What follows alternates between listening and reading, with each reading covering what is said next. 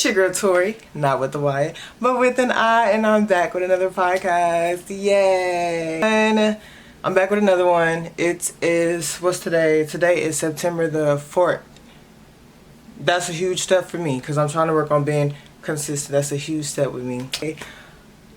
So we're gonna actually switch it up a little bit and talk about like my real experiences being out on the streets, like what it was like being in a dope house, what I witnessed, what I felt. We just gonna get deep into it and talk about it. It may be a part 2. I'm hoping it's a part 1. I really don't like doing part 1s and part 2s, but it be so much that like I want to share. Like that's a part of my testimony that I do want to share. So I mean, if it do become a part 2, it is what it is. So my and you guys, when I do share this, I had already said, like, if you guys follow me on Instagram, I post like almost every day. But I was just basically saying, like, I don't really want my podcast to be like dark.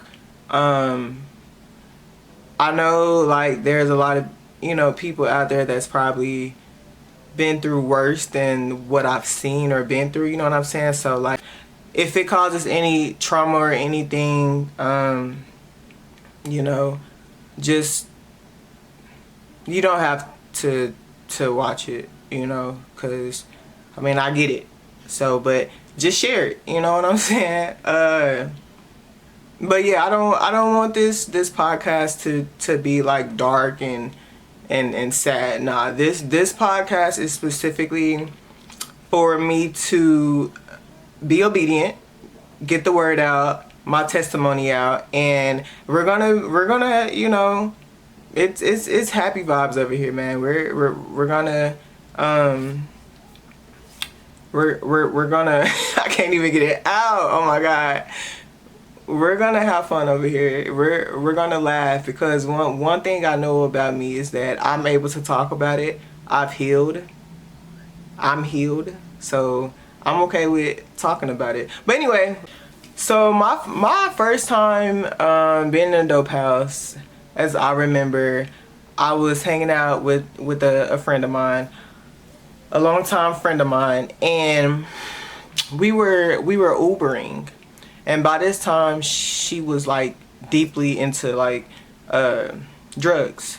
So we were Ubering, and she didn't tell me where we was going, but she was just like, hey, like, meet me at the train station. We about to Uber, and like, and if I'm common sense, like, I know where we're going, but I just never been to this place specifically. So when she was like, hey, like, come with me, and we finna go to, she said, my friend's house. I was like, your friend's house? I was like, who's your friend? I was like, who's your friend? She was like, when we get there, you gonna see everything, da da da. And I was like, okay. But like the whole time we in a Uber car, like, I know it's not gonna be good, but I'm already there. Yeah, I know it's not gonna be good, but shoot, we already know in the Uber car, right? So this was like my very first dope house that I ever went to. When we first got there, the house, it looked pretty abandoned. I mean, most of the dope houses that I've went to, they look pretty abandoned, like real, like, I don't know how to explain it. They just look abandoned, like dark, you know. So when when we had stepped foot in there, first off, I had on a mask, and one thing I know about dope houses is that they have rules that you have to follow, and I wasn't aware of those rules. She didn't even tell me. She probably knew about them, but she didn't tell me about them. So, you know, I'm walking there with a mask on and everything, and so when we get in there, I see nothing but addicts, drug addicts, sitting on the couch, laying on the floor. They have this one room where it's like a, how do I explain this room? I don't know, but it's a room in the back to where they're actually making the drugs, and then they got their customers where they come in and out the the dope house and they get their drugs. They may stay, do their drugs and go, or they get the drugs and they leave. So me and her, you know, when I first stepped foot in there, everybody was looking at us. They was like, oh, whoa, wait a minute. So it's my first time there. I don't know what's going on. Like, hey, what, do I need to run? Like, what are we doing? And so, like, they're turning around. It was like, hey, bro, she can't be in there. She can't be in there. And I'm like, bro, I can leave. I promise you, I don't want no problems. I can go. So, they're telling me, like, take your mask off. And I'm like, oh, shoot, okay, maybe I took my mask off. I'm like, I don't know what y'all gonna do to me. Let me just take my mask off. So I took my mask off, and that's the thing, like, they don't, my experience when I was in dope houses, I guess they don't like when you have on a mask, or like, and another thing, like, you really can't be on your phone too, because like I don't know, like, from what I was told, they think that you're the cops. So, baby, I didn't want them thinking that about me. I don't want no problem. So I was like, let me get off my phone and let me take off this mask, you know? So, but even after I took off the mask, they was just like, yo, you can't be in here. You can't be in here. So I left. I went to the train station, and I actually let my friend do her thing. She was just like, hey, I'm gonna be about a good 5 minutes. Can you just wait on me? And I was like, well, yeah, whatever. So yeah, I'm waiting outside by the train station, and there's like, I'm surrounded by nothing but drug addicts, yeah, strippers, drug addicts, you name it. And of course I'm uncomfortable, because for one, I know I didn't need to be there, but I was already following behind someone that I was, you know, trying to help save, knowing like, shoot, I keep trying to save her, shoot, get myself in, you know what I'm saying? But yeah, I was like waiting on her, and then one of the guys that came out of the dope house, he came outside, and he was just like, he was like, yeah, like, are you okay? Like, we weren't trying to scare you. We just thought you was, you know, the cops. And I was like, no, it's totally fine. He was like, if you want to, you can come back in and you can sit down. I was like, no, I'm okay. And then he was like, are you sure? Like, he was really like cool. He was really trying to check on me, but I didn't want to go in there because of what I had already saw, and it made me like super uncomfortable, and my spirit already was like talking to me, and I'm not listening. So I was like, no, it's really cool. Like, I can just sit out here. And the whole time, he went back in. My friend finally came out, and she was like, what are you doing? And I was like, I'm waiting on you to get done so we can go. And she was like, well, I'm gonna be here for a while. And I was like, how long? You know, this is like this is me. And no, yeah, I was like, how long? And she was like, I'm gonna be here for a minute. And so at that time, I'm really thinking to myself, should I stay here or should I just like go home? Because after what I already saw, what I already felt, I was just like, I really shouldn't even be in there, man. Like, this girl, I don't know how long she been going to these places, and y'all, this is only the beginning. I'm bringing this up, but I'm gonna go into like all the other dope houses I went to, everything that I saw, what I felt. But I'm just explaining like how I got introduced to being in a dope house. So yeah, I was trying to decide. I was like, should I stay with her because I don't want to leave her, or should I just go home? And mind y'all, it's getting late. It's like probably maybe 12 o'clock if I'm being honest. Like, that's kind of early, but it was getting late. So by the time I Ubered home, it was like probably 3 o'clock, because we was out there sitting at the train station, like just talking. I'm really trying to figure out like, what is she doing? And so when she actually showed me what she was doing, and I was like, yeah, I don't think I should really go in the inside. I don't think, nah, I'm okay. So I told her, I was like, yeah, I'm gonna just go ahead and Uber home. And she didn't like that answer. She was upset. And you know, she was upset and I was scared. I was like, I don't think I should be here. You've been around this type of environment. I haven't. You're used to this. I'm not. And I said, if I stay around here, I don't think I'm gonna last long. So I was like, I should probably just go. I Ubered home, and then she texted me and she was like, so you just left me? I said, yeah, I left you because this is what you've been doing like the whole entire time. And I was like, I don't fit in that. I was like, that's not where I want to be. But check this out. I'm saying that's not where I wanted to be, but every time I followed behind her, I would go to that same dope house every time. But I felt like it was getting worse because we went to so many dope houses, y'all. We went to so many dope houses, train after train after train, after dope house after dope house after dope house. So this is the part where I skip and actually just tell y'all. I was just telling y'all how I got introduced to what it was like being in the first dope house that I went to. But I'm gonna go in the deep ends and like actually explain to y'all like what I felt and what I saw. So some of the dope houses that we went to be honest, at the time, if I'm being completely honest, it was like a bittersweet moment because some of the ones that we went to, the people were actually mad cool. That's what I thought.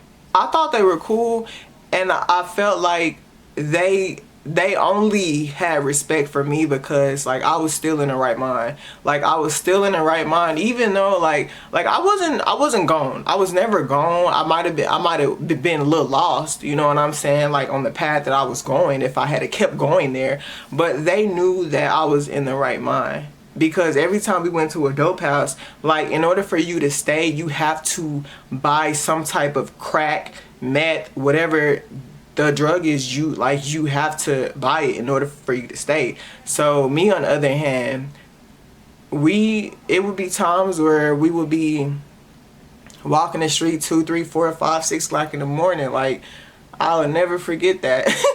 And I didn't want to be doing that. So I told her, I was like, hey, if this is really what you want to do, let me scrape up the money and try to see where we can go. But I don't really want to, like, there were so many dope houses that I actually had choices. I was like, I don't really want to go to, you know, this dope house or that dope house. Can we just go here because it's not as bad as the other dope house? I felt like. So I was like, and two, I really just don't want to be walking all hours of the night, late at night. You got strippers walking, drug addicts. I mean, I was just uncomfortable and I didn't really want to be doing that. You got dogs. I'm scared of dogs.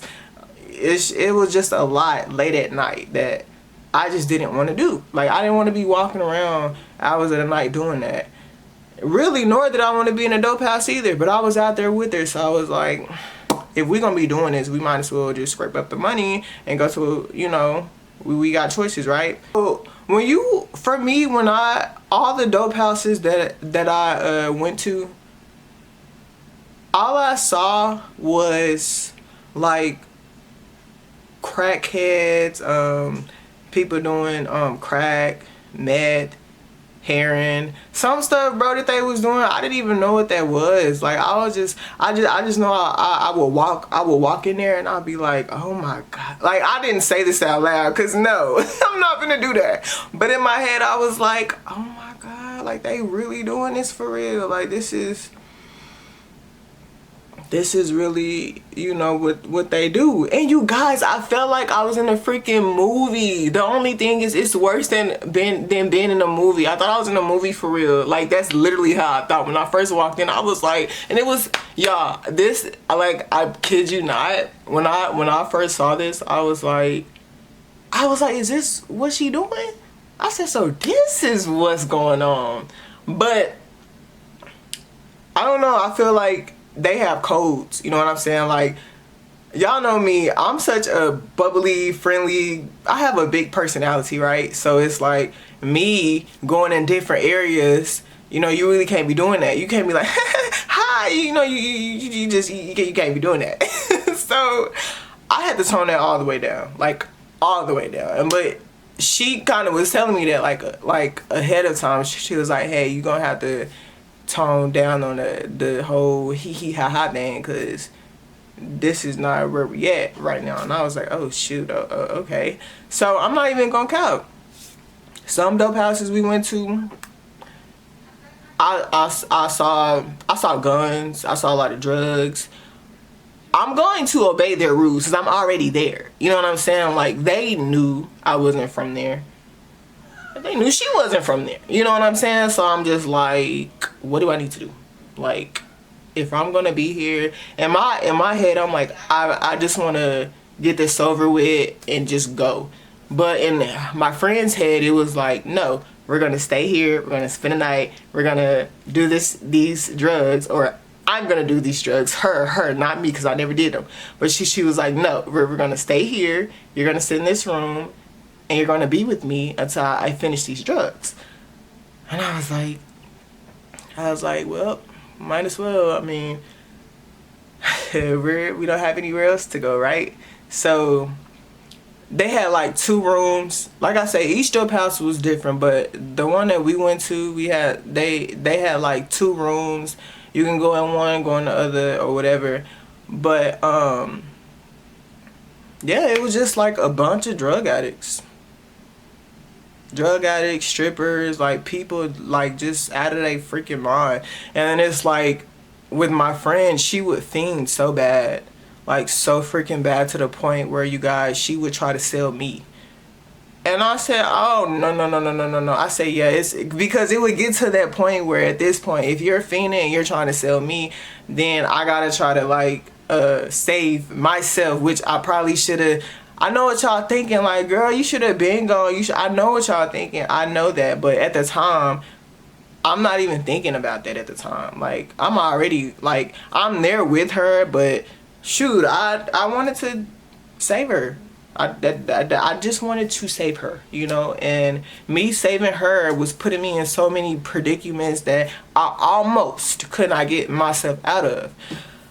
So I want to tell y'all about this one dope house that we went to, and like what I felt, how it went, and then I'm gonna end it on there, because that's what this video is about, like me just explaining to y'all, like it's real detrimental out there, y'all. It's not fun. It's not.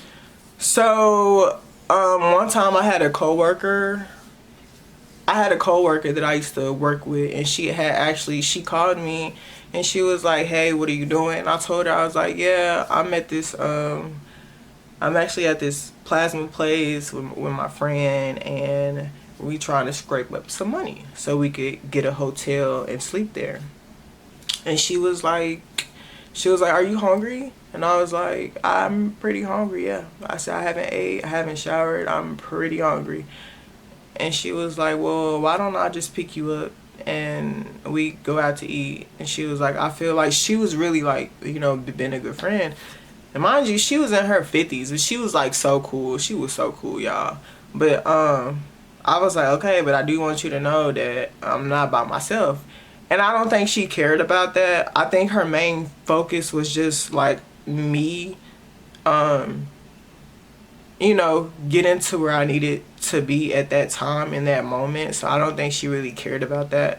So she was like, okay, that's fine. So I was like, all right, bet. So I told my friend, like, hey, I got this coworker, she want to take us out to eat, da da da da. So we went to Olive Garden, and then after that we went to her house. We spent the night, and then that morning she dropped us back off at the airport. So when we got to the airport, that's when my friend had chose to Uber us to this other neck of the woods. We was in like this alleyway. And that's when I knew. I said, man, I just know this is not gonna go. We in the alleyway. I know what she looking for. In this alleyway, you see nothing but, y'all, it's so dark in this alleyway. Like, it was still daytime, but I'm saying, like, as I'm walking into the alleyway, it's just so dark. You see nothing but drug addicts. I mean, hardcore drug addicts, bro. Like, they walking around. They looking for all type of drugs, you know, and we just walking around, and she's trying to find this specific friend that she knew or whatever, and so we just sitting there for a while, and so I'm like begging her. I'm like, hey, whenever you finish, can we just go ahead, go like anywhere? I don't want to be here in this area. And so she was like, yeah, but just hold on, can you just give me a few seconds or whatever? And so a few seconds lasted the whole entire night, y'all. It actually did. And my friend was actually my coworker that dropped us off. She was actually checking on me. She was like, hey, are you okay? And I was like, I'm not really. I was like, I really should be home because it's I feel in my spirit it's definitely about to get bad. And so she was like, do you need me to pick you up? So this is me, right? I was like, yeah, but she's with me. She was like, no, I'm not talking about her. Do you need me to pick you up? I can pick you up. And I was like, I don't know. She was like, Tori, I'm gonna need you to make up your mind. Are you coming or not? And so I'm looking at my friend, and she is like wasted. Like, she is getting messed up, y'all. And I'm like, oh my God. I was like, I'm stuck. Back then, yeah, I was stuck. I was like, I don't know what to do. I didn't know what to do. I felt like I was playing tug of war, like pulling from one end to another, and I was like, I don't know what to do. So I know y'all probably gonna be like, bro, like, are you dumb or are you dumb? Like, what are you doing? Like, what?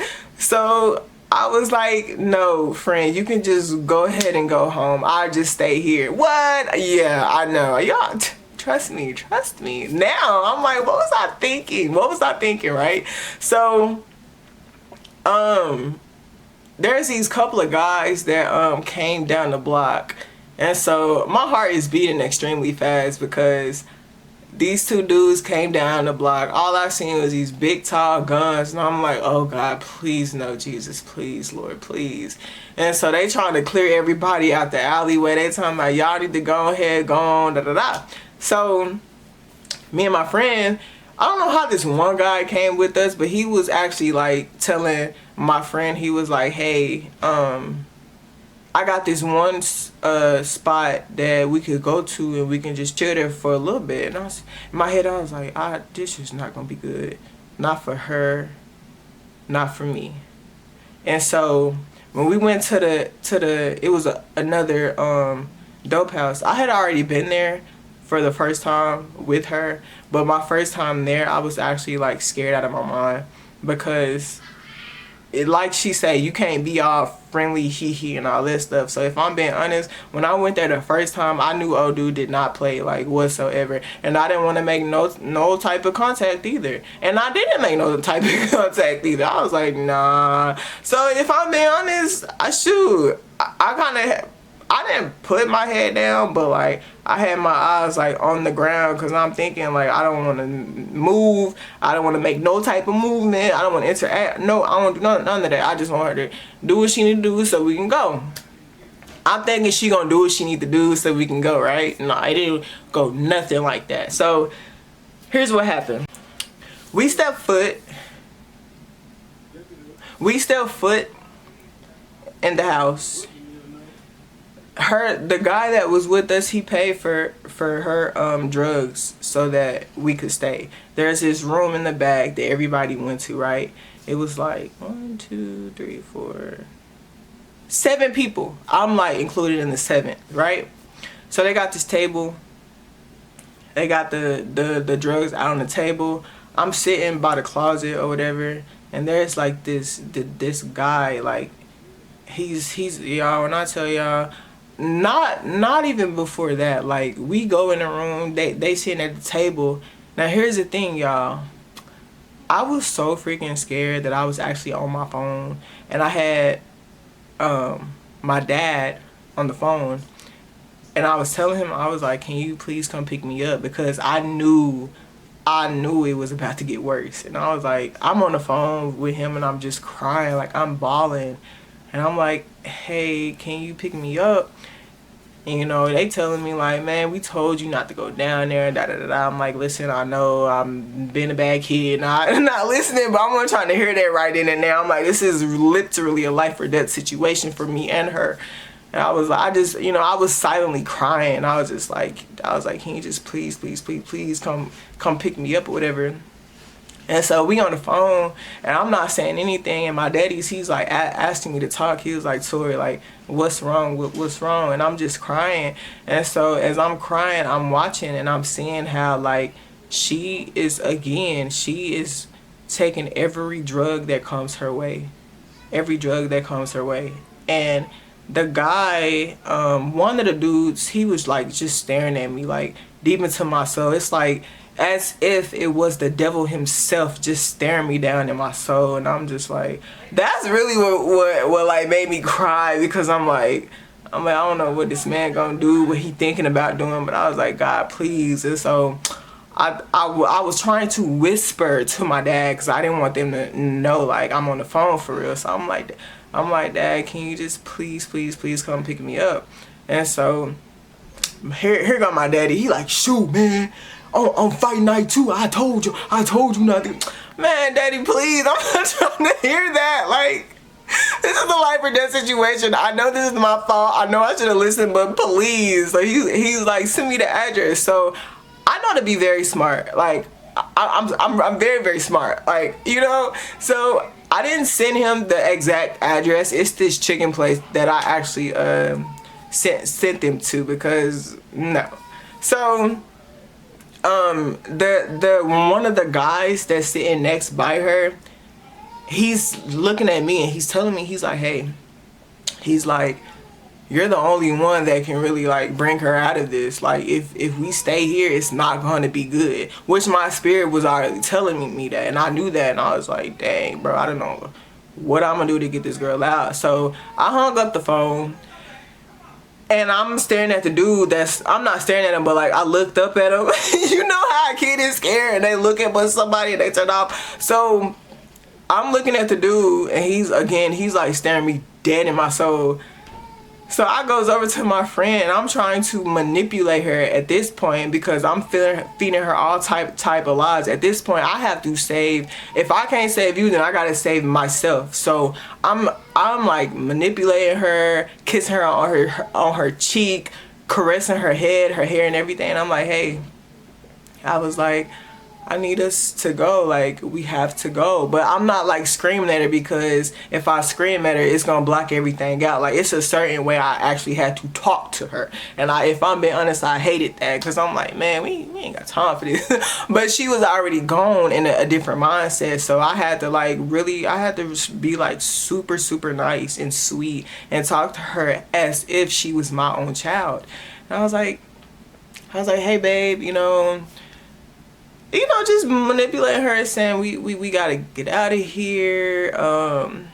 If we do leave, you know, I'll be able to buy you more substances or whatever you want. And she was like, you promise?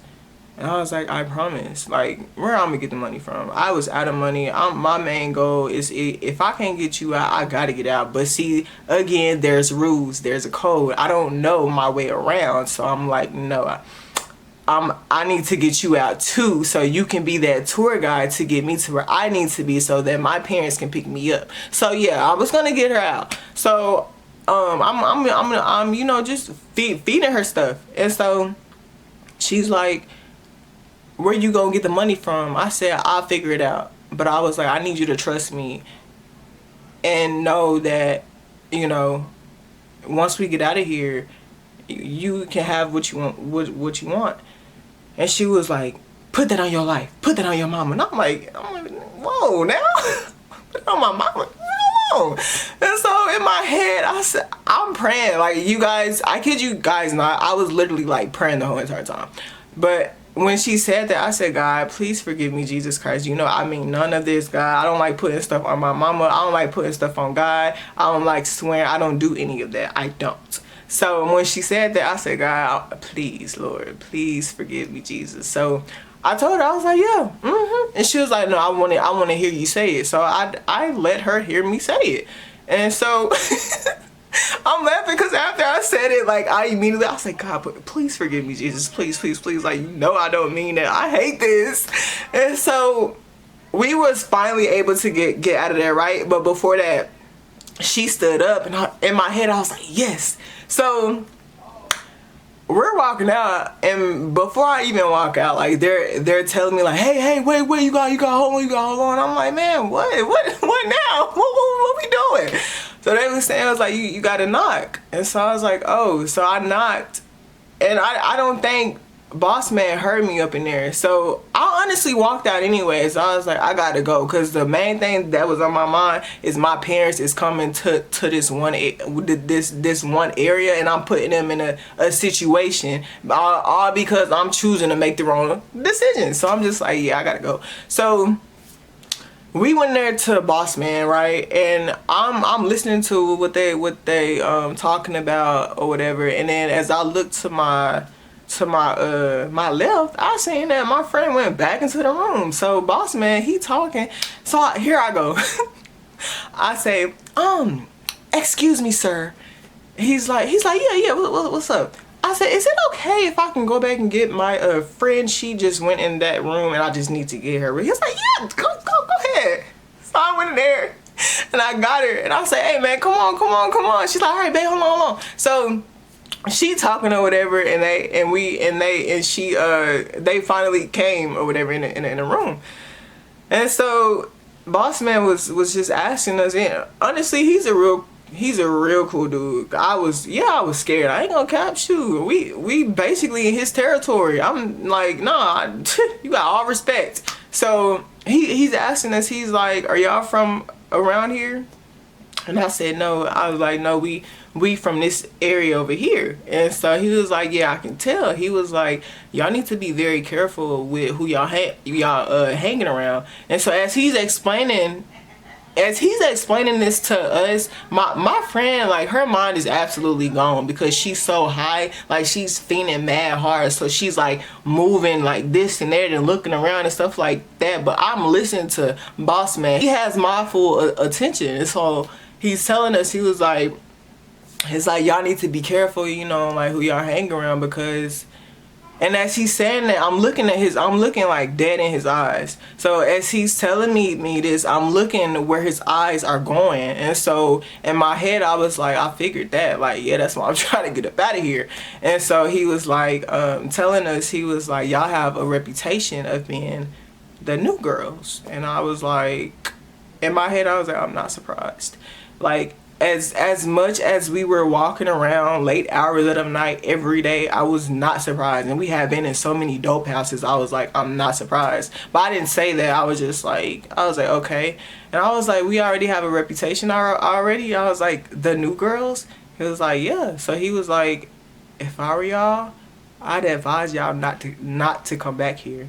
He was like, if y'all come back, it's not gonna be good. And then he also said, he was like, y'all need to stay together, because if y'all split, it's not gonna be good. So, oh my God, that scared me so much, because again, my main goal is me getting back to that chicken place where my parents were picking me up at. So I'm just like, oh my God.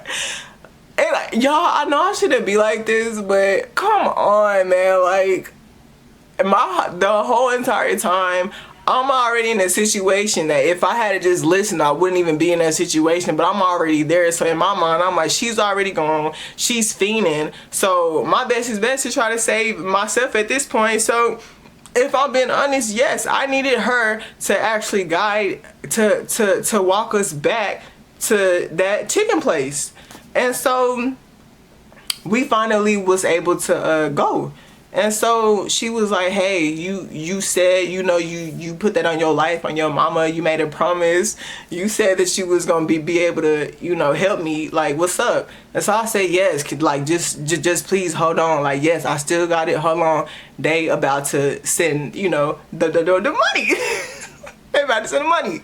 So as we walk to the chicken place, like, in a way, I'm relieved, but at the same time, I'm still panicking because I'm like, okay, how is this gonna go? So we're walking to the chicken place. There's a dude that comes out of the alleyway. He's like, hey guys, I have drugs. And in my head, I'm like, no, like, this is no. And so I knew once she heard that, like, she was gonna go for it, and I'm grabbing her by the arm. And so at this point, I really had to like come on, Tori, come on now, you're not gonna do this, is you? So I'm thinking, I'm like, okay, I got my parents coming to this chicken place, or I can just be dumb and just go with her, and Lord knows what may just happen, because they had already said if we split up, it's not gonna be good. So as I'm grabbing her arm, I literally felt my spirit, like, it was so heavy, you guys, that it's like I took 2 steps back. Cause it's not that I was going with her, it's just that I knew that if I were to go with her and my parents are already coming to get me, it just wasn't going to be good. I could have been drugged, raped, killed, you name it. Had I gone, yeah, all type of stuff could have happened. You know what I'm saying? So I let her go, honestly. And the guy that was walking with us, he actually stayed with me. And so in my head, I was like, they literally said, if we, like, this is all I could think about. The whole time I'm still thinking about, okay, I got my mom on the way, right? But the whole time that's in my head is like, if we split up, if we split up, it's not gonna be right. So I say, yeah, I'm just probably not gonna go anywhere. I'm just gonna, I told old dude, I was like, yeah, I'm just gonna stand here under this light, cause where the chicken place was, it was actually a lot of cars. It was light, people was waiting in line, so I just felt safe, like, just standing right there where I gave my parents the locations to pick me up. So as we walking there, old dude, he talked to me. And, you know, he was just telling me, like, all type of negative stuff, what they was doing to her and everything like that. Which I didn't, like, I wasn't, I believed it. I just didn't want to accept that. You know what I'm saying? But I believed it. I was just like, okay, whatever, da da da. So the conversation kept going, and he was just like, I wish I had a, he was like, I wish I had a woman like you. And then he goes and describes my body and everything, and telling me about his story and everything like that. So at this point, I'm starting to get uncomfortable. The whole time in my head, I'm like, they said if we split up, this gonna happen, that gonna happen. So the whole time I'm just praying. I'm like, Father God, please don't let this happen. Like, please, Jesus, please. So I'm looking at my parents' location. Why they 30 minutes away? I said, oh my God, they 30 minutes away. Like, what? So the coworker from before, she actually called me, because I'm like, she was like texting me in between, like asking me, hey, you good, you good? So I told her, I was like, I'm good. I'm about to be on my way home in a little bit or whatever. And so she calls me. So check this out. When she called me, I'm like, hello. And so we talking, right? And so only thing I heard before I could even get in the hello, like, she's talking in my ear, but old dude that's talking to me, he was like, are you on the phone? And I said, yes. He's like, why are you on the phone? And I was like, shoot. I said, no. I said, I'm sorry. What, do you want me to hang up? He was like, yeah. That's rude. You don't do that. And I was like, oh shoot, man. I was like, I'm looking at the location. I'm like, y'all still not here. And so And so I put the phone down. I didn't hang up. I put the phone down. And he was like, are you like, is the phone hung up? I was like, yeah. He was like, don't lie to me. And I was like, the phone is literally hung up. And so at this point, I'm scared. I'm like, again, the location, how far, y'all? So they like a good 20 minutes. I'm like, that's still too long. So I'm at this point, I'm like, I'm playing his game. At this point, I have no choice but to play his game until safety comes. So he's like talking to me and everything, and he's just, you know, just giving me a full story. I'm really not even paying attention, if I'm being honest, because like I'm already uncomfortable. They already said if we split up, like it's not gonna be good. So I'm acting like I'm listening. And so it started to rain, and so I'm steady looking at the location. He talking to me, and I'm just like, yeah, I completely understand. Not in my head. I see people, you know, ordering chicken and stuff like that. So time is passing. I look at the location. It's like they 5 minutes away. I said, ooh, yes, thank you, Jesus. So he asked me. He said, yeah, it's raining. So when your parents come, can you ask them if I can have some money so I won't be in the rain? And I'm like, I said, is he crazy? What? So I told him yes. If I told him no, I don't know what would have happened to me. They 5 minutes away. They not here. They 5 minutes away. So I'm just like, oh my God. I was like, yeah, sure. I'm sure they got $5 on them or whatever. My parents finally pull up. You guys, when I tell y'all I ran so fast to that car, and why would my mother pull up and those doors are locked? I'm like jerking on the car. I'm like, can you open it up? So I'm getting in the car. And so, yeah, I got in the car, and when I tell y'all we drove off.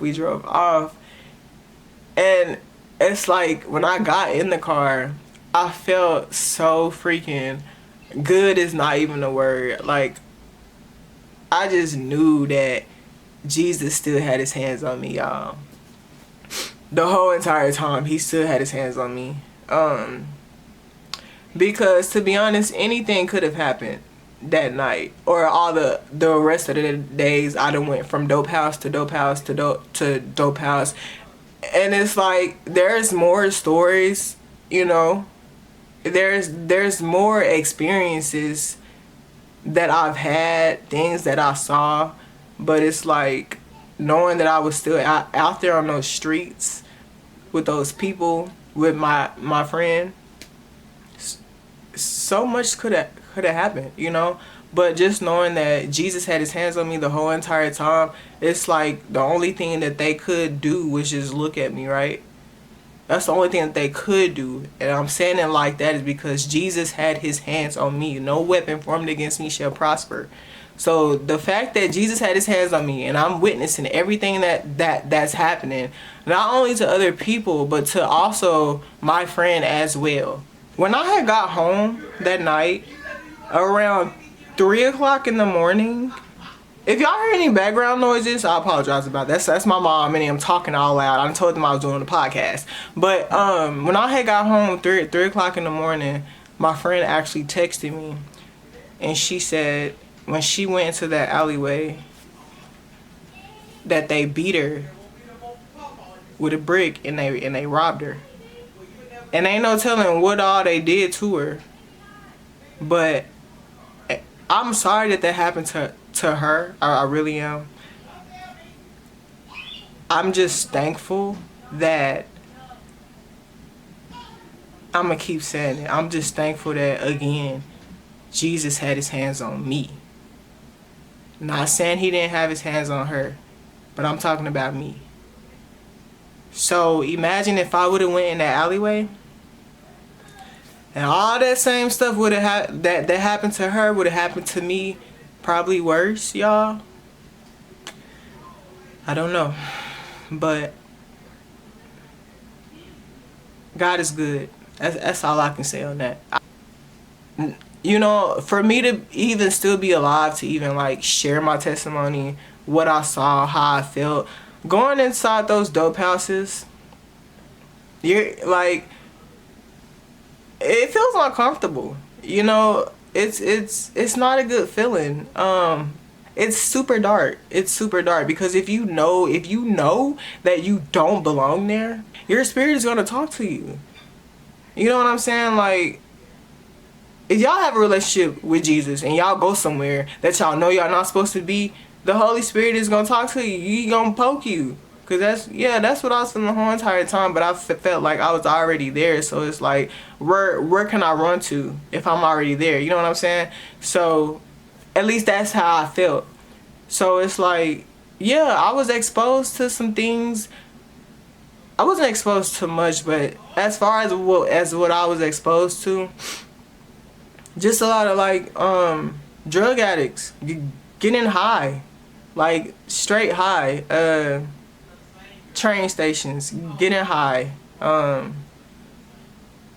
was like, it's to the point where when I told y'all like how my friend would fiend and she would try to sell me, but I wasn't going for that. And the thing is, they was watching us too. They was, and I told her like, please, let's not get into it. Like, what?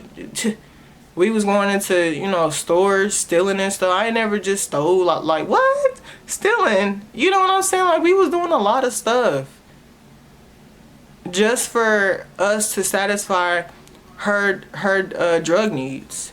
And I was putting myself in detrimental situations that Jesus just had his hands on me. That's really how I can just put it. You know what I'm saying? Like, I'm even still here to like tell my story because I don't know. I said this so many times. I said, I'm not even supposed to be alive. But clearly Jesus he has a purpose, a plan for my life. Jeremiah 29:11. Jeremiah 29:11.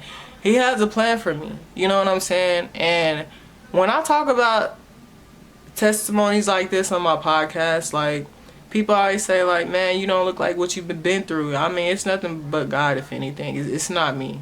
It's not me. You know what I'm saying? So I just want to just share my stories, what I've been through, what I saw. You know what I'm saying? So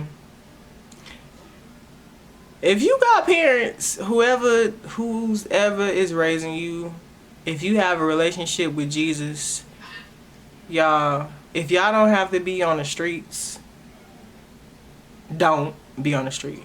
If y'all don't have to be on the streets doing that type of stuff, don't. Do not. It's just an experience that I wouldn't want to see or go through again. And with me like being on the streets and seeing those type of experiences, I wasn't realizing what I was also putting my family through either. And I was putting my family through a lot. Like